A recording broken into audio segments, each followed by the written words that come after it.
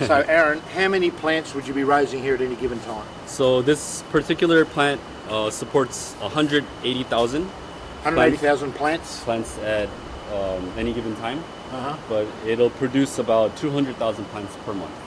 200,000 plants per month. Yes. Do you mind saying on camera, you were telling me a little bit earlier about the turnover, the US dollar turnover you have here. Do you mind? Oh, no, not at all. So this particular farm, we're doing about 1.2 million US in sales. A month. Yes. And by April, or 2 months from now, we're expecting to double that number. Wow. Because we have new vendors and new people who are interested in utilizing our plants for their products. Okay. So the So you're able to ramp up that much production that quickly? Yes. Right now it's operating at about a 50% efficiency.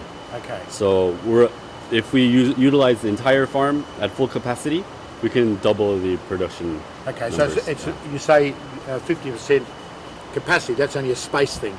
It's not design thing. It's just as purely space. Yeah, spacing. Yeah. We don't want to, plant anything that's not going to be used because it'll go to waste. Yes. So we try to manage how we plant based on the demand that we'll have. Mm-hmm. But on average, the demand has been growing about 19% per month. 19% per month. That's extraordinary. It would be reasonable for me then to say that you must have a good product that's in demand. Yes, it is. If it's growing at 19%. I mean, most business people around the world would just be mind-boggled by that. Can you imagine business people or large firms looking for some kind of product or business that they could have that would expand at 19%?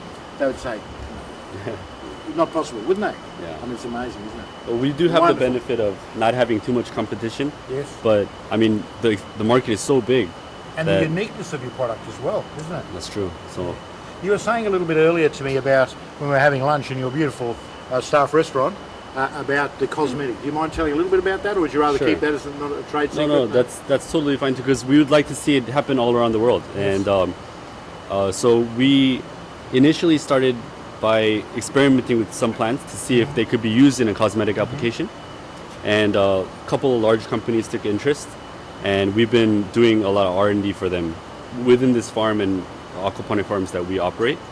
And we found that the plants that are grown using aquaponics, they synthesize completely different chemicals than traditionally hydroponic or soil-based plants. So they're good chemicals, though. They're not bad chemicals. Yeah, they're good chemicals. They're actually in demand by these cosmetic companies. Exactly. So these are proteins and different types of molecules that are synthesized that help with anti-aging. They're basically antioxidants. Isn't that wonderful? Yeah, It's just yeah. amazing. So that's a real groundbreaker, that one. Yeah. Because I'll be honest, in all my travels, I've not heard any other aquaponic grower speak about that aspect. So that's a brand new one for me. Yeah, and we're very excited, and we hope that it becomes a trend all around the world. Yeah. And we feel like it is going to be. So now at lunchtime you were saying that not only have they got these extra components in the plant that weren't there before, but the cosmetic companies are really interested in the purity of what you're doing, aren't they? Exactly. Because it's aquaponics? Yeah. In particular in Asia, more than what you eat, it's what you put in your face is a lot more important. Yeah. I mean, I don't know if it's like that in Australia, but Well, it doesn't matter with my face, so it's all over. so many consumers are very conscious about their cosmetics and what kind of chemicals are going into the plants that produce these types of cosmetics. Yeah. So just the story of not being able to use pesticides because of the fish, and just the clean production method is very appealing for the consumer. Absolutely. Oh, it's just such a great story, isn't it? I mean, hello. It's a no-brainer, really, isn't it, when you think about it? I hadn't even considered cosmetics as an outlet. It hadn't even crossed my mind. So there you are, Aaron. Thank you. That's a brand new one.